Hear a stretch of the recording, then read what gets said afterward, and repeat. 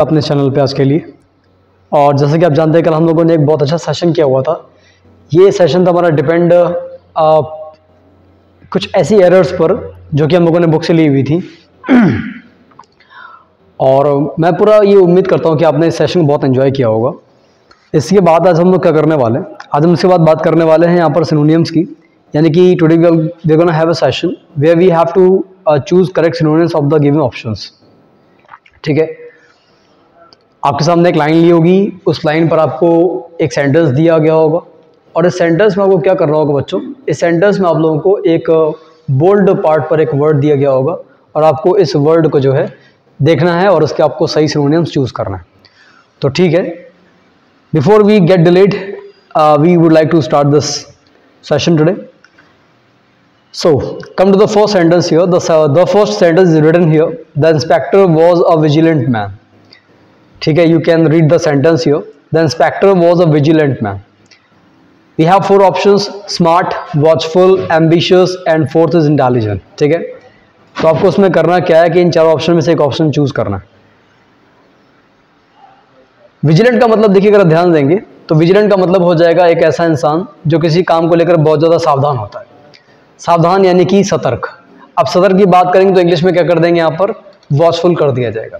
ठीक है, the inspector was a vigilant man. जो इंस्पेक्टर है वो बहुत ही सावधान इंसान था, इसीलिए यहाँ पर हम लोग क्या करेंगे, ये जो विजिलेंट लिखा हुआ है इसको देखकर सावधान का जो इंग्लिश लगाएंगे क्या लगाएंगे, वॉचफुल लगा देंगे। अच्छा, यहाँ पर थोड़ा सा ध्यान देने वाली बात है कि जो आप वर्ड देख रहे हो विजिलेंट, इसी स्पेलिंग पे हम लोगों ने एक नया वर्ड का चलो निर्माण कर दिया, दिस इज कॉल्ड विजिलेंटी। ठीक है, यानी कि इस स्पेलिंग में हम लोगों ने क्या किया हुआ है, इस स्पेलिंग में हम लोगों ने यहाँ पर सिर्फ ए को प्लेस कर दिया। ये देखिए, एक ए ई हमने ऐड कर दिया, मैं माफी चाहूंगा। तो यहाँ पर जो विजिलेंटी है इसका मतलब क्या हो जाएगा, अ पर्सन एक ऐसा इंसान who is not a policeman, जो कि पुलिसमैन नहीं है, इसके बावजूद वो क्रिमिनल्स को पनिश करता है और क्रिमिनल्स को जो है वो पनिशमेंट देता है। Like here we talking about this sentence vigilant. Vigilant की स्पेलिंग में आपको ई नहीं लिखा वो मिला हुआ है। इस विजिलेंट का मतलब हो जाएगा एक ऐसा इंसान जो किसी काम को लेकर बहुत ज़्यादा सावधान है। ई लगा देंगे तो एक ऐसा इंसान जो क्रिमिनल्स को पनिश करे, हालांकि उसका काम जो है वो कर रहा है, लेकिन वो पुलिसमैन ऑफिशियली नहीं है, वो ऑफिशियल कोई पुलिसमैन नहीं, या आपको सरकार ने उसको ऐसा कोई भी ऐसा ओहदा नहीं दिया हुआ है कि वो क्रिमिनल्स को पनिश करे, बट वो कर रहा है। तो this is called vigilante, VIGILANTE। Fine, so you can see the difference between both of the words. The first word is here vigilant, it means watchful, I mean a person who is very सतर्क, सावधान। And this is vigilante, एक ऐसा इंसान जो criminals को punish करता है, हालांकि वो पुलिस ऑफिसर नहीं है। ठीक है, सावधान की अगर बात करेंगे यानी कि विजिलेंटी की बात करेंगे, यहाँ पर इसका ऑपोजिट बनाएंगे। इस ऑपोजिट को बोलेंगे नेग्लिजेंट, यानी कि लापरवाह। लापरवाह को इंग्लिश में क्या बोलते हैं, नेग्लिजेंट। स्पेलिंग क्या हो जाएगी, NEGLIGENT। अब क्लियर हो ना, चलो ठीक। चलो भाई नेक्स्ट बात करते हैं। Few teachers have been spared the problem of an obstreperous people in the class।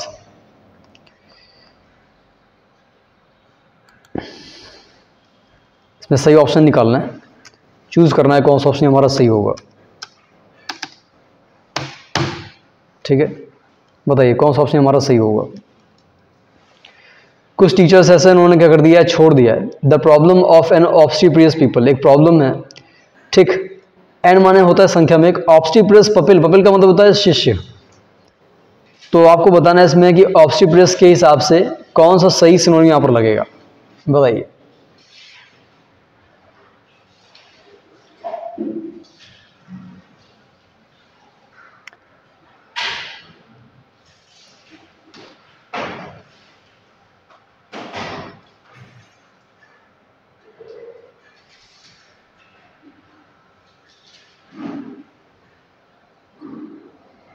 यहां पर जो आपने वर्ड लिखा हुआ ऑब्स्ट्रीपरियस, माफी चाहूंगा ऑब्स्ट्रीपेरस, इसका मतलब हो जाएगा यहाँ पर एक ऐसा शिष्य जो कि शोर मचा रहा है, यानी कि वो नॉइजी है।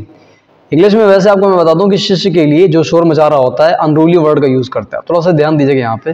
देखिए आप सभी को पता है, इसको याद करने का तरीका मैं बता देता हूँ कि जो रूल लिखा होता है, रूल का मतलब होता है नियम, यानी कि एक ऐसा इंसान जो रूल को फॉलो करे। मैं याद करने का तरीका बता रहा हूँ, वैसे कोई ऐसा वैसे होता नहीं है, ये हो जाएगा रूल ही। ऐसा मान लिया कि जो रूल को फॉलो करे वो रूल ही हो जाएगा, और जो रूल को फॉलो ना करे यानी कि उद्दंड छात्र, तो क्या हो जाएगा, अनरूली। और ये स्पेशली स्टूडेंट्स के लिए बहुत लगाया जाता है। बहुत कई बार मैंने लगा देखा हुआ है यहाँ पे कि जब भी हम अनरूली स्टूडेंट्स की बात करेंगे, इसका मतलब है कि वो छात्र उद्दंड है।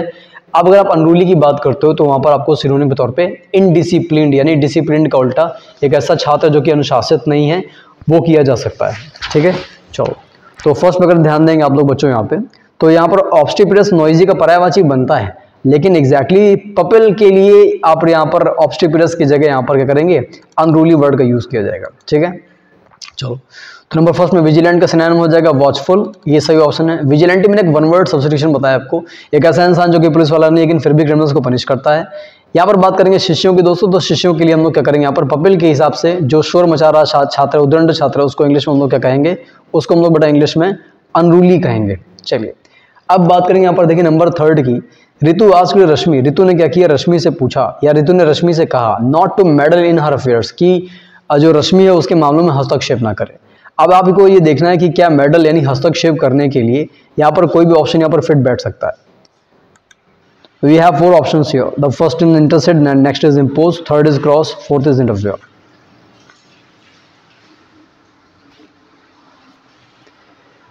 मेडल का मतलब वैसे देखिए हस्तक्षेप करना होता है, लेकिन इसमें एक समस्या है। समस्या उसमें ये है कि यहाँ पर हम लोग विद का यूज करेंगे। अगर आपको मेडल लगाना होता तो यहाँ पर विद दिया गया होता, यानी कि मेडल के साथ सिर्फ विद लगाते, इन नहीं लगाते। तो जाहिर सी बात है जो हमारा क्वेश्चन है वो गलत हो जाएगा, क्योंकि मेडल के साथ इन नहीं लगाते, विद लगाते हैं, इंटरफेयर में इन लगाते हैं। तो इसका मतलब ये कि यहाँ पर जो हम लोग मेडल हस्तक्षेप करने की बात कर रहे हैं, इसमें सही ऑप्शन कौन सा कर देंगे, इंटरफेयर कर देंगे। ठीक है, ध्यान दीजिए। तो विजिलेंट जो हमने लिखा हुआ है इसका मतलब सावधान हो जाएगा, यानी कि हो जाएगा हमारा वॉचफुल। विजिलेंटी जो पुलिसमैन नहीं है लेकिन फिर भी क्रिमिनल्स को पनिश करता है। लापरवाह को बोलेंगे नेग्लिजेंट। ऑब्स्टिपरस लगाते हैं वैसे नॉइजी के लिए, लेकिन स्टूडेंट की बात कर रहे हैं, उद्दंड छात्र की बात कर रहे हैं जो डिसिप्लिन को फॉलो नहीं करता, ये हमारा अनरूली कहलाएगा। ठीक है, यहाँ पर वैसे जिनको नोट कर सकते हैं कि ऑब्स्टिपरस जो है बेटा हमारा ये नॉइजी हो जाएगा। मेडल का मतलब होता है हस्तक्षेप करना, इसका यूज़ कर सकते हैं, बिल्कुल कर सकते हैं। बस दिक्कत ये है कि इसका यूज़ तब ज़्यादा करेंगे जब हमको प्रेपोजिशन इसमें विद दी होगी। फिलहाल यहाँ पर इन दिया हुआ है जो कि इंटरफेयर में लगाते हैं, तो हमारा ऑप्शन कौन सा हो जाएगा, मेडल। इन नहीं होगा, इंटरफेयर इन हो जाएगा। अब बात करेंगे यहाँ पर देखिए नंबर चौथे की, इंसेंस्ड बाय हिज र्यूड बिहेवियर। अब सेंटेंस को ध्यान से पढ़िएगा, उसके र्यूड बिहेवियर से होकर मैनेजर ने उसको काम से सस्पेंड कर दिया। जाहिर सी बात है कोई इंसान अगर र्यूड बिहेवियर करेगा, it means if someone is making a rude behaviour, तो अब वहाँ पर खुश तो होंगे नहीं, अब जाहिर सी बात है नाराज होंगे। तो इंसेंस्ड मतलब नाराज यानी अप्रसन्न। अब नाराज के लिए आपको 4 ऑप्शन दिए हुए हैं, एंथ्यूज्ड, एनरेज्ड, एक्साइटेड और inflamed. So you simply have to choose a correct option here. Enthuse जो लगाते हैं वो ज़्यादातर लगाते हैं एंथुजियाज्म उस इंसान के लिए जो किसी काम को लेकर बहुत ज़्यादा उत्साहित है। जाहिर सी बात है यहाँ पर हम लोग क्या करेंगे, नाराज को इंग्लिश में जो है एनरेज्ड कह देंगे। कुछ दिन पहले मैंने आपको ये वर्ड डिस्कस किया था कि अगर इंसेंस करें, सिर्फ इंसेंस, तो इंसेंस का मतलब होता है खुशबू, और ये कारण है कि जो अगरबत्ती होती है उसको इंग्लिश में इंसेंस स्टिक कहते हैं। और अगर आपने इंसेंस को वर्ब माना तो किसी इंसान को नाराज करना, डी लगाने से एडजेक्टिव बन जाता है, नहीं सिर्फ नाराज की इंग्लिश बन जाएगी। तो यहाँ पर ऑप्शन कौन सा बनेगा, एनरेज्ड बनेगा, नाराज का सही ऑप्शन। एनरेज यूज नहीं करना चाहते तो एक काम करिए, इसके ब्रैकेट में आप लोग देखिए, इसके ब्रैकेट में आप लोग यहाँ पर ये लिख लीजिए इन्फ्यूरिएटेड। इसका मतलब ही क्या हो जाएगा, जो किसी इंसान से नाराज है। तो इंसेंस्ड, एनरेज्ड और इन्फ्यूरिएटेड तीनों सिनोनिम्स बन जाएंगे। इन तीनों का मतलब हो जाएगा वो इंसान जो किसी चीज़ को लेकर बहुत ज़्यादा नाराज है। The collector has not relinquished his charge. जो कलेक्टर है उसने अपना चार्ज जो है, यानी जो उसको ड्यूटी दी गई थी वो अभी तक उसने छोड़ी नहीं है, उसको अभी तक उसने त्यागा नहीं है। आपको बताना है इसमें सही ऑप्शन कौन सा हो जाएगा। वैसे कायदे से ऑप्शन में यहाँ पर सब में थर्ड फॉर्म लगी होनी चाहिए, क्योंकि यहाँ पर हैज़ लगा हुआ है। कोई बात नहीं, हम अंडरस्टूड, ये हमारे लिए अंडरस्टूड हो जाएगा कि इनमें से जो भी लगाएंगे मीनिंग के हिसाब से लगाएंगे, बाकी जो है हमें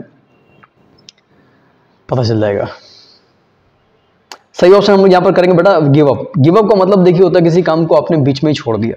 अब आप उस इंसान को यहाँ पर चार्ज यानी कि कार्यभार दिया गया है, उस इंसान को यहाँ पर जो है ड्यूटी दी हुई है, उसको ये चार्ज दिया हुआ है कि वो अपना काम संभाले। अब आपने किसी इंसान ने काम को बीच में छोड़ दिया तो इंग्लिश में क्या कहलाएगा, गिव अप कहलाएगा। ठीक है, ये हमारे लिए ज़्यादा परफेक्ट वर्ड है। एब्डिकेट ज़्यादातर लगाते हैं हम लोग, आपको पता है, जब हम लोग कहीं पर सिंहासन यानी कि कोई भी राजा अपना पद त्यागता है, सिंहासन त्यागता है, तो यहाँ पर किसी पोस्ट से निकलने की बात नहीं हो रही है, कोई पोस्ट से रिजाइन देने की बात नहीं हो रही है, तो जाहिर सी बात है यहाँ पर एब्डिकेट नहीं होगा। रिनाउंस का मतलब भी होता है स्वेच्छा से किसी पद को इत्यादि को त्यागना, तो वो इतना इंपॉर्टेंट नहीं जितना इंपॉर्टेंट कौन सा है, अप्रोप्रिएट कौन सा है, गिव अप है। So the most appropriate option is give up. चलिए अब बात करेंगे देखिए नंबर 6 की दोस्तों, जल्दी जल्दी ध्यान से देखिएगा मेरे साथ में। और her views are not in consonance with her husband, जो उस लड़की है उस लड़की के जो व्यूज हैं are not in consonance with her husband, उसके विचार जो उसके हस्बैंड के विचारों से नहीं मिलते हैं। कॉन्सोनेंस जो होता है वो हमारा तब लगाते हैं जब हम लोगों के एग्रीमेंट की बात करते हैं। फिर से देख लीजिए, जो उसके व्यूज़ हैं, सेंटेंस को पढ़कर ही क्लियर हो रहा है कि जो वो लड़की है उसके व्यूज़ उसके हस्बैंड के व्यूज़ से एग्री नहीं करते, मैच नहीं करते। तो जहाँ पर एग्रीमेंट होगा वहाँ पर क्या हो जाएगा, इन कॉन्सोनेंट का यूज़ करेंगे, और ये ऑप्शन हमारा कौन सा हो जाएगा, इन एग्रीमेंट हो जाएगा, यानी कि ये ऑप्शन हमारा हो जाएगा। फर्स्ट ऑप्शन नहीं करेंगे क्योंकि ये सेंटेंस ऑलरेडी नेगेटिव है, तो नेगेटिव से डबल नेगेटिव क्यों करेंगे मेरे भाई। आप सिंपल सी बात है, यहाँ पर नेगेटिव है, यहाँ पर लगाइए पॉजिटिव यानी कि एग्रीमेंट, तो इससे हिंदी निकलेगी जो उसके व्यूज़ हैं उसके हस्बैंड से मैच नहीं करते। ठीक है, चलो। कॉन्फ्लिक्ट का मतलब ही होता है विचारों में जो है मतभेद होना, और इंग्लिश में उसको कॉन्ट्राडिक्टरी भी कह सकते हो। कॉन्ट्राडिक्शन वैसे नाउन होता है, कॉन्ट्राडिक्टरी एडजेक्टिव होता है। Let us talk about question number 7 here. The maid servant left the police station contract. वो जो मेड सर्वेंट यानी नौकरानी है उसने पुलिस स्टेशन को छोड़ दिया, और जब छोड़ते समय वो उसके मन में कैसी भावना थी, शी वॉज फीलिंग कॉन्ट्रैक्ट। अब आपको ये याद करना है कि कॉन्ट्रैक्ट एग्जैक्टली मतलब क्या है, और उसका जो सही ऑप्शन बनेगा वो कौन सा ऑप्शन बनेगा, बताइए। देखिए 4 ऑप्शन है, पेनिटेंट, सोर, एंग्री, रिमोर्सलेस।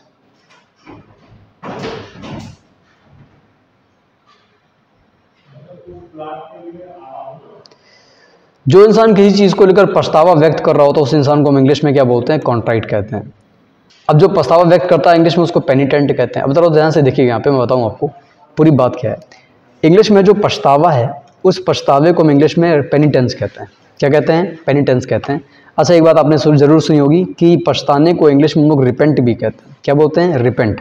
तो सिर्फ पछतावा क्या कहलाएगा, रिपेंटेंस कहलाएगा। फिर से देखिए, इंग्लिश में रिपेंट का मतलब होता है पछताना, ठीक है, जिसको रिग्रेट भी कहते हैं। तो सिर्फ पछतावा क्या हो जाएगा, रिपेंटेंस।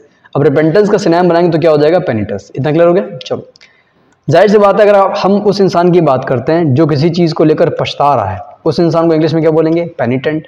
और वो इंसान जिसको किसी चीज़ को लेकर पछतावा हो रहा है तो फिर से रिपेंटेंट से क्या हो जाएगा, रिपेंटेंट हो जाएगा। अब अगर आप इन दोनों के पर्यायवाची सिनोनिम की बात करोगे तो यहाँ पर कॉन्ट्राइट इन दोनों का सिनोनिम बन जाएगा। यानी कि कॉन्ट्राइट उस इंसान के लगाते हैं जिसको किसी चीज़ को लेकर पछतावा है। तो फाइनली जो हमारा ऑप्शन होगा बच्चों, हमारा ऑप्शन देखिए कौन सा होगा, हमारा ऑप्शन जो हो जाएगा वो कौन सा हो जाएगा, कॉन्ट्राइट हो जाएगा। ठीक है, ये हमारा ऑप्शन हो जाएगा कि जब वो वहाँ से निकली। इसका सही ऑप्शन कौन सा हो जाएगा, पेनिटेंट हो जाएगा।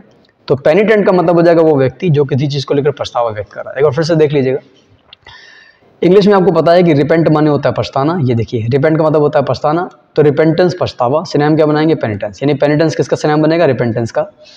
अब वो इंसान जो किसी चीज़ को लेकर पछतावा व्यक्त कर रहा है इंग्लिश में, वो इंसान क्या कहलाएगा, पेनिटेंट कहलाएगा, रिपेंटेंट कहलाएगा। यानी ईएनटी लगाने से एडजेक्टिव बन जाता है, और क्या बनेगा, कॉन्ट्राइट। तो कॉन्ट्राइट लगा सकते हो उस महिला के लिए जो किसी चीज़ को लेकर पछता रही है, या किसी इंसान के लिए जो किसी चीज़ को लेकर पछता रहा है। अब बात करेंगे बीइंग अ सोशेबल बर्ड, एक सामाजिक प्राणी होने के नाते। She was conspicuous bye her absence in the club last evening. She was conspicuous bye her absence, वो क्लब में लास्ट इवनिंग नहीं आई थी तो वो कॉन्स्पिक्यूअस थी। अब तुमको उसका मतलब क्या बताना है एग्जैक्टली। एक्चुअली क्या होता है कि जब कोई व्यक्ति बहुत सारे लोगों में अलग नज़र आता है, वो क्लियर होता है। क्लियर इसलिए होता है क्योंकि देखिए, वैसे कॉन्स्पिक्यूअस मैं बता दूं किस चीज़ लगाते हैं। कॉन्स्पिक्यूअस का मतलब होता है कोई चीज़ जब साइज़ में क्लियर होती है। स्पेशली बायोलॉजी में ये पढ़ाया जाता है कि अगर कोई जीव आप आंखों से देख सकते हो उसको देखने का आपको माइक्रोस्कोप की ज़रूरत नहीं पड़ती है, तो इंग्लिश में वो कॉन्स्पिक्यूअस कहलाता है। लेकिन इस सेंटेंस में अगर आप ये बोलोगे कि वो लड़की क्लियर है, तो जाहिर सी बात है वहाँ पर क्लियर का ऑप्शन एपरेंट तो बन ही नहीं सकता। तो इस सेंटेंस के हिसाब से ऑप्शन यहाँ पर क्लियर यानी कि एपरेंट नहीं बनेगा। एपरेंट क्लियर का सिनोनिम होता है, सिनोनिम होता है। यहाँ पर बनेगा देखिए जरा, being a social bird she was blank by her absence. अब ये देखिए क्या लिखा हुआ है ना, तो इसका मतलब यहाँ पर हम लोग क्या कर देंगे, prominent bye her absence. Being a sociable bird, एक सामाजिक प्राणी होने के नाते, ठीक है, लोगों ने उससे उम्मीद की थी वो सामाजिक है और वो क्लब में आएगी, वो क्लब में नहीं आई। She was blank by her absence in the club last evening. ठीक है, बताइए इसमें कौन सा ऑप्शन करना है हम लोगों को। अब देखिए, किन्हों को नहीं पता है कि इग्नोरेंट क्या होता है। इग्नोरेंट अज्ञानी होता है जिसको किसी बात के बारे में पता नहीं होता है। बेटा क्या कर देंगे, प्रोमिनेंट। ठीक है, चलिए अब आइए अगले में क्या लिखा हुआ है, the communal politics has done imponderable loss to the unity of India. जो कम्युनल यानी कि सामुदायिक राजनीति है, कम्युनल क्या होता है, सामुदायिक राजनीति है, उसने एक लॉस कैसा नुकसान किया है, एक ऐसा नुकसान किया है। अब देखिए पॉन्डर का मतलब मैं बता दूं पहले क्या होता है, जिन लोगों को नहीं पता वो ज़रा ध्यान से अपनी कॉपी में नोट करिएगा कि पॉन्डर का मतलब होता है किसी विषय पर ध्यान से चिंतन करना या सोचना। फिर से देखिए, पॉन्डर का मतलब होता है किसी विषय पर ध्यान से सोचना या चिंतन करना। अब जिस विषय पर चिंतन किया जा सके, यानी कोई विषय इतना इंपॉर्टेंट है कि उस पर चर्चा करना ज़रूरी है, चिंतन करना ज़रूरी, क्या हो जाएगा, पॉन्डरेबल। अब उसका आप एक काम करिए, उल्टा कर दीजिए, यानी जिस पर चिंता करना ज़रूरी नहीं है, तो इम्पॉन्डरेबल लॉस। अब आप बताइए क्या हो जाएगा। थोड़ा सा मैं आपको गलत बोल गया एक्चुअली में, मैं ये बोलना चाहता था कि पॉन्डर का मतलब होता है किसी विषय पर चिंतन करना। इम्पॉन्डरेबल इशू का मतलब हो जाएगा एक ऐसा नुकसान जिसके बारे में आप बता नहीं सकते। जाहिर सी बात है, जब भी हम कहीं पर नुकसान की बात करते हैं तो इंग्लिश में वो कहलाता है हमारा इर्रिपेयरेबल लॉस, यानी कि एक ऐसा लॉस जिसकी भरपाई नहीं की जा सकती। ठीक है, चलो अच्छा थोड़ा सा एक बात जान लीजिए आप लोग, कभी कभी ऐसा होता है किसी इंसान के चले जाने से एक ऐसा खाली स्थान, एक ऐसा रिक्त स्थान पैदा होता है कि वो कहता है ना कि उसके जाने से जो शून्य पैदा हुआ है, जो जगह पैदा हुई है, उस स्पेस को, उस खाली स्थान को कोई नहीं भर सकता। ऐसे खाली स्थान को हम इंग्लिश में बोलते हैं बेटा वॉइड। वॉइड का मतलब आप लोग नोट कर लीजिए कॉपी में, किसी इंसान के चले जाने से पैदा होने वाला रिक्त स्थान। मैं फिर से बोल रहा हूँ, किसी इंसान के चले जाने से पैदा होने वाला रिक्त स्थान क्या हो जाएगा, वॉइड कहलाएगा। चलिए अब बात करते हैं यहाँ पर नंबर 10 की, furtive glances were exchanged between the lovers at the least. इसका ऑप्शन हमको बताना है, बताइए।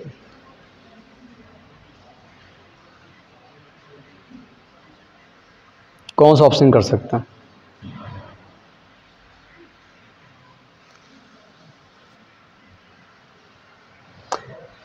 तो नज़रें जो हैं, उन नज़रों का आदान प्रदान हुआ दो लवर्स के बीच में।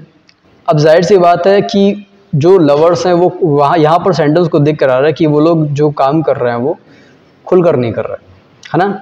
तो यहाँ पर हम लोग जो सही ऑप्शन करेंगे वो करेंगे सीक्रेट। अब कुछ लोगों को ये पता होगा क्लैंडरस्टाइन का मतलब गुप्त होता है, तो क्लैंडरस्टाइन यार किसी षड्यंत्र इत्यादि लगा सकते हैं। यहाँ पर जो इंसान नॉर्मल वर्ड है कि जब हम लोग चोरी छुपे कोई काम करने की कोशिश करते हैं, इंग्लिश में क्या कहलाते हैं, फर्टिव कहलाते हैं।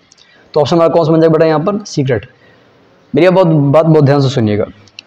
ऐसा नहीं है कि हम लोग जो क्वेश्चन कर रहे हैं उनमें जो क्वेश्चन यानी कि वर्ड लिखे हुए हैं वो वर्ड हमारे गलत लिखे हुए हैं तो हम उनको नीचे सही कर रहे हैं। अगर आपको किसी भी वर्ड का सही सिनोनियम नीचे मिलता है तो आपको वो टिक करना पड़ेगा, ठीक है, ये बात याद रखिएगा। ऐसा नहीं कि हम लोग ऊपर ऑप्शन गलत लिखा हुआ तो हम नीचे कर रहे हैं, ऐसा नहीं, सही है, लेकिन आपको उसका रिप्लेसमेंट मिलता है, अगर आपके सामने ऐसा वर्ड मिलता है जो कि वास्तव में उसकी जगह ले सकता है तो आपको टिक करना पड़ेगा।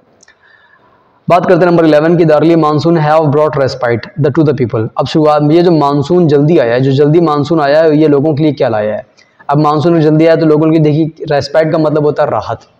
रेस्पाइट का मतलब क्या होता है, राहत। कई बार ऐसा होता है आप इतना थक जाते हैं और आप बीच में थोड़ी देर के लिए आराम यानी कि राहत चाहते हैं, तो बीच में जो इंटरवल ऑफ रिलीफ होता है, अगर आप ध्यान दीजिएगा ना, तो मैं बता दूं आपको, रेस्पाइट को as a one word substitution भी पूछा गया है। तो as a one word substitution में राहत के लिए जो वर्ड लगाया गया है वो क्या लगाया गया है, इंटरवल ऑफ रिलीफ। ध्यान दीजिए क्या हो जाएगा, इंटरवल ऑफ रिलीफ। तो रेस्पाइट का मतलब राहत हो जाएगा, सही ऑप्शन कौन सा हो जाएगा, रेस्ट हो जाएगा। और मैंने ध्यान भी नहीं, देखिए यहाँ पर ऑप्शन में लिखा हुआ तो है, गलत हो गया। ये करिए आप, इंटरवल ऑफ रिलीफ करिए, थोड़ा सा मैंने ध्यान नहीं दिया, मैं माफ़ी चाहूँगा इसके लिए दोस्तों। यहाँ पर जो सही ऑप्शन करेंगे वो कौन सा करेंगे, इंटरवल ऑफ रिलीफ। तीसरा ऑप्शन लिखा हुआ है, अगर वो ना लिखा होता तो हम लोग रेस्ट यहाँ पर कर लेते हैं। एक काम करते हैं, इससे पहले आगे बढ़े हम लोग पूरा रिवाइज कर लेते हैं यार, थोड़ा सा ध्यान दीजिए। नंबर फर्स्ट की बात करेंगे, यहाँ पर लिखा है विजिलेंट। विजिलेंट मतलब हो जाएगा सावधान, सावधान की लगाएंगे वॉचफुल। विजिलेंटी वो इंसान जो पुलिसमैन नहीं है फिर भी क्रिमिनल्स को पनिश करता है। नेग्लिजेंट हो जाएगा लापरवाह। ऑब्स्टिपरस की बात करते हैं, इसका मतलब हो जाएगा नॉइजी, यानी जो नॉइज से भरा हुआ हो। लेकिन जब स्टूडेंट की बात करेंगे, उद्दंड छात्रों की बात करेंगे, तो याद कर लीजिए अनरूली स्टूडेंट्स लगाएंगे, ठीक है। मेडल का मतलब होता है हस्तक्षेप करना, छेड़खानी करना, स्पेशली किसी चीज़ की बनावट से छेड़खानी करना। मेडल विद ज़्यादा करते हैं, मेडल के साथ प्रेपोजिशन विद लगाते हैं, यहाँ पर इन लगा हुआ है इसीलिए हमने मेडल को यहाँ पर गलत माना है और इसकी जगह क्या लगाया, इंटरफेयर, क्योंकि इंटरफेयर में इन लगाते हैं।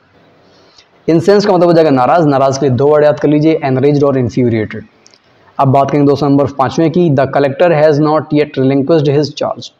तो यहाँ पर जो सही ऑप्शन बनेगा बच्चों में बता दूँ आपको, ये हो जाएगा आपका कौन सा, गिव अप। बात करेंगे 6 की, इन कॉन्सोनेंस विद होता है जब चीज़ें आपस में मैच करें, यानी कि एग्रीमेंट हो, यानी चीज़ें विचार आपस में मिलें।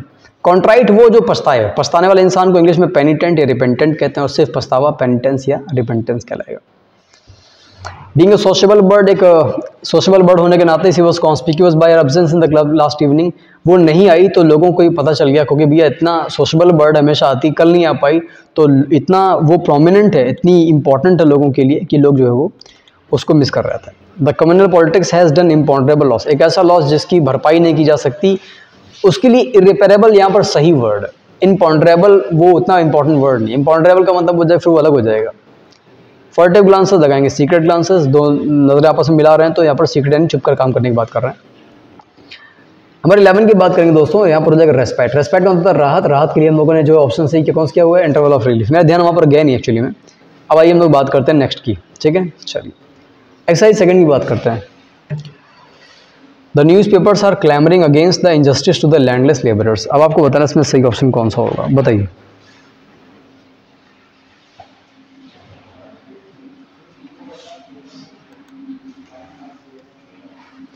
इससे पहले कि मैं आपको ये एक्सप्लेन करूं, मैं कुछ आपको पढ़ाना चाहूँगा, ज़रा बोर्ड पर ध्यान दीजिएगा। देखिए बच्चों, ऐसा है कि क्लैमर का मतलब होता है किसी चीज़ की मांग करना। मैं लिख रहा हूँ, बहुत ध्यान से देखना मेरे भाई, बहुत इंपॉर्टेंट है, बहुत ज़्यादा इंपॉर्टेंट है। क्लैमर का मतलब होता है मांग करना, और आप जब देखिए लोग सड़कों पर विरोध प्रदर्शन करते हैं, नारे लगाते हैं, तो वो न्याय की मांग कर रहे होते हैं।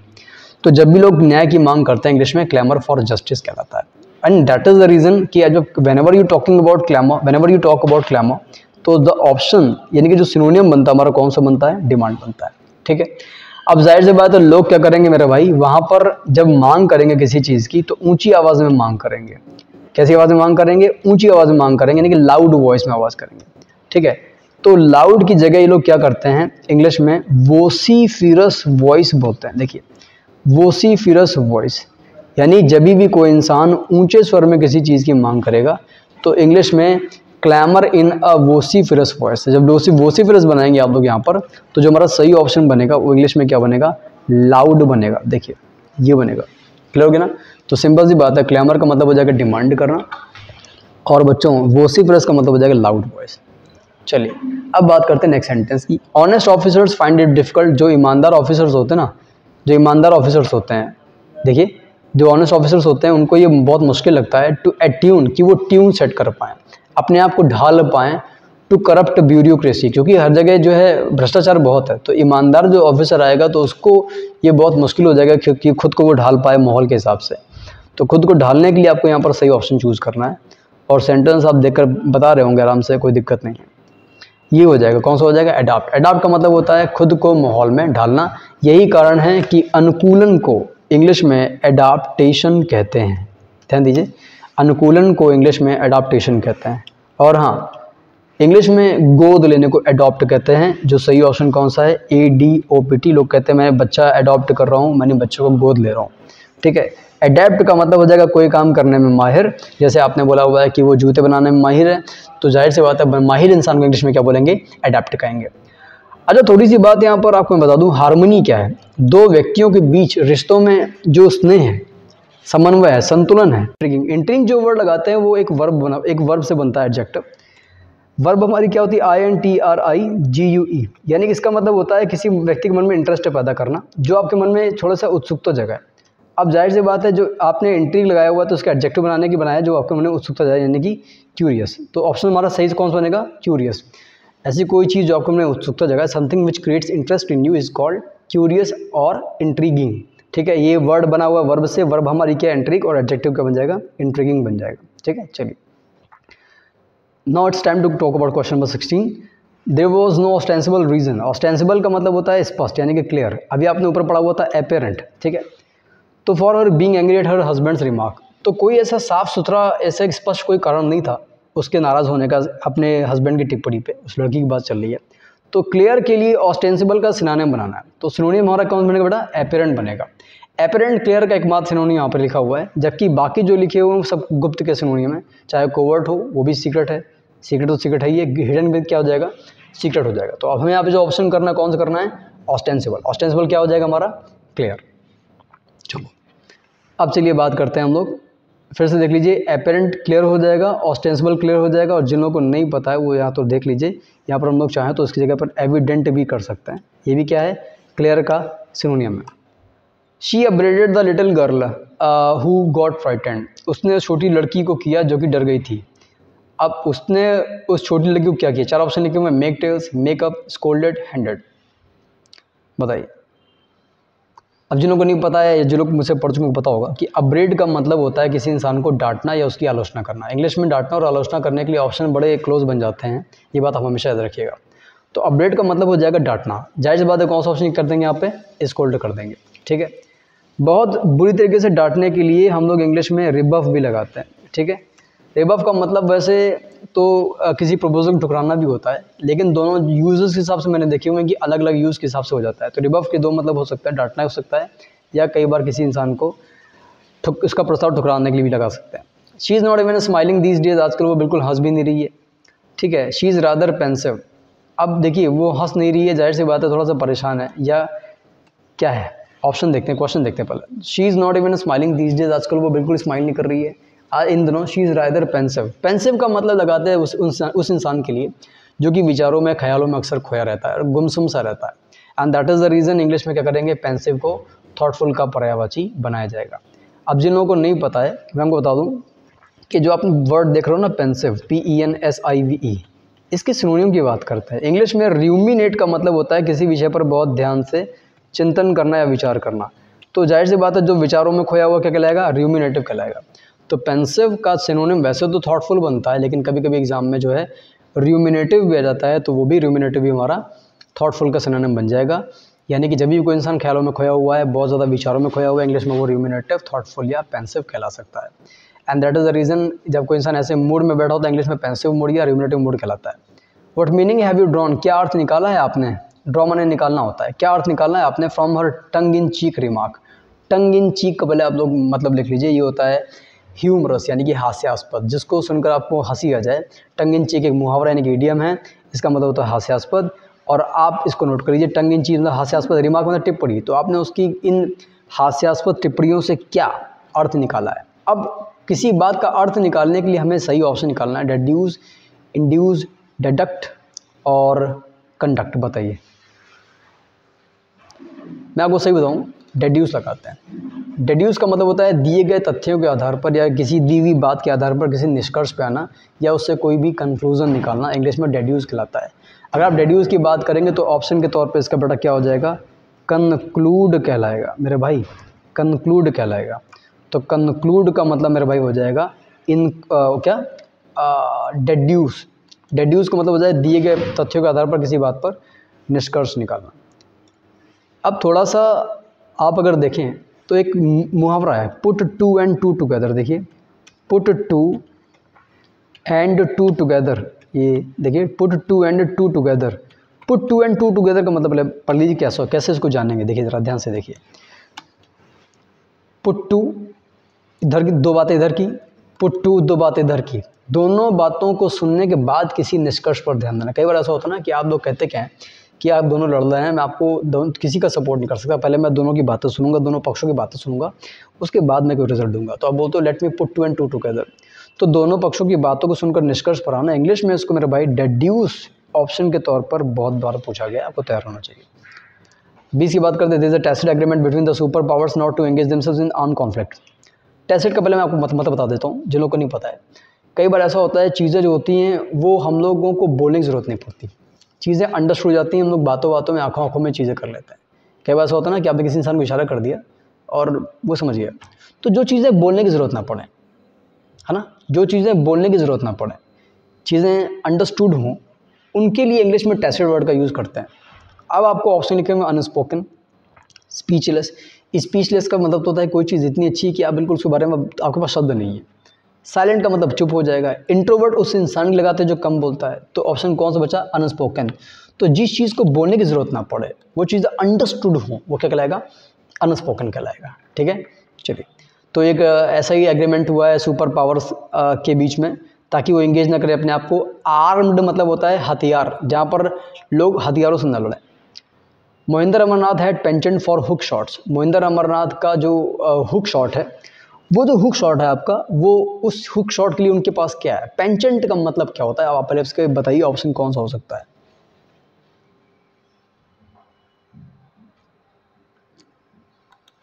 देखिए, जब आपको कोई काम करने का इंटरेस्ट होता है या आपको किसी चीज़ के प्रति आपका झुकाव ज़्यादा होता है, तो झुकाव को इंग्लिश में इंक्लाइनेशन कहते हैं। झुकाव का मतलब यहाँ पर इंटरेस्ट के सेंस में लिया जा रहा है, और यही कारण है कि पेंचेंट इसका सिनोनिम बनता है।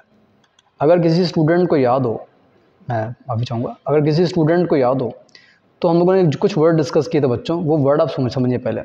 ये देखिए, प्रोक्लीविटी, है ना, प्रोक्लीविटी, ये देखिए प्रोक्लीविटी, इंक्लाइनेशन तो आप लिख ही चुके हो, प्रोपेंसिटी,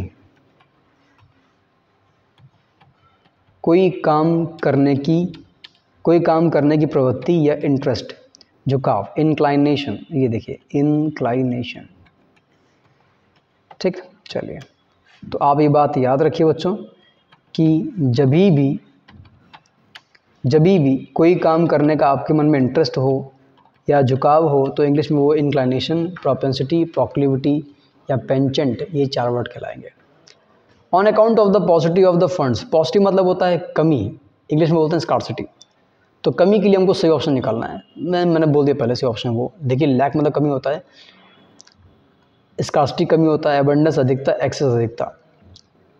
जो सही वर्ड हमारा लगाएंगे इंग्लिश में क्या लगाएंगे, स्कार्सिटी ऑफ।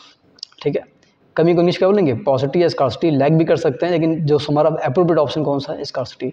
चूँकि ये ऑप्शन मैं क्लास में पढ़ा चुका हूँ, तो बहुत ज़्यादा बोलने की ज़रूरत नहीं है आपको बच्चों। ठीक है, तो ये देखिए, 1 से लेकर हम लोगों ने 22 तक के जितने वर्ड थे सारे कंप्लीट कर लिए हैं। उम्मीद करता हूँ कि आपको दोस्तों ये सारे वर्ड समझ में आ गए होंगे। ठीक है, and you must have enjoyed this session today. आपने कल वाला सेशन तो पढ़ा ही होगा, बेहद मज़ेदार सेशन। देखिए, प्रैक्टिस ज़रूर करिए। अगर आप पेपर देने जा रहे हो और प्रैक्टिस नहीं करोगे ना, तो सब बेकार हो जाएगा। लाख पढ़ दो आप, अगर आपने प्रैक्टिस करके नहीं गए हो, और हाँ कम पढ़ा हुआ है लेकिन आपने सुना ज़्यादा है, चीज़ों को बार बार नोटिस किया है, रिवाइज़ किया है, तब ऐसी कंडीशन में आपके लिए एक चीज़ बहुत अच्छी हो सकती है बच्चों।